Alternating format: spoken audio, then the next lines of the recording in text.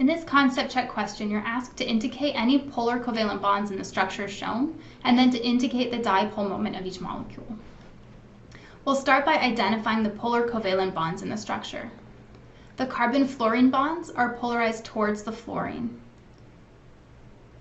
The carbon-bromine bond in the second structure is polarized towards the bromine.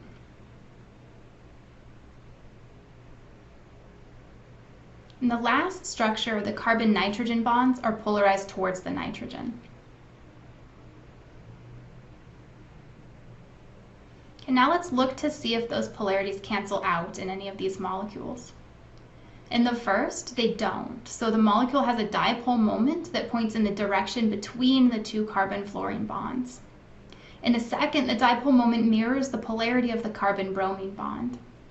And in the last example, the four polar bonds are pointing in directions that end up canceling, so the molecule has no dipole moment.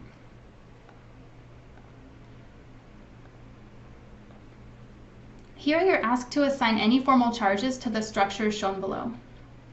When assigning formal charges like this, if a formal charge exists, it will usually be on a heteroatom, a non-carbon atom, a nitrogen, oxygen, sulfur, and so on. So those atoms are the first place you should look. You won't usually need to determine the formal charge of every single atom, and instead you should determine the formal charge of any heteroatoms and the adjacent carbons if needed. In the first structure, I'm going to look at the nitrogen. Nitrogen has a valency of 5, and here it has 4 bonds and no non-bonding electrons, so it has a charge of +1. In the second structure, I'll look at the sulfur. Sulfur has a valency of 6. Here it has 1 bond and 6 non-bonding electrons, so the charge on sulfur is -1. In the final structure, I'll look at the oxygen, the carbon, and the nitrogen, just to be safe, since I'm not really sure what's going on here.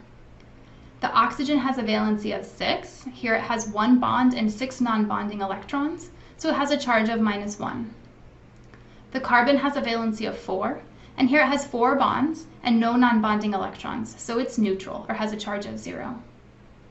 The nitrogen has a valency of 5, and here it has 3 bonds and 2 non-bonding electrons, so the nitrogen is also neutral, or has a formal charge of 0.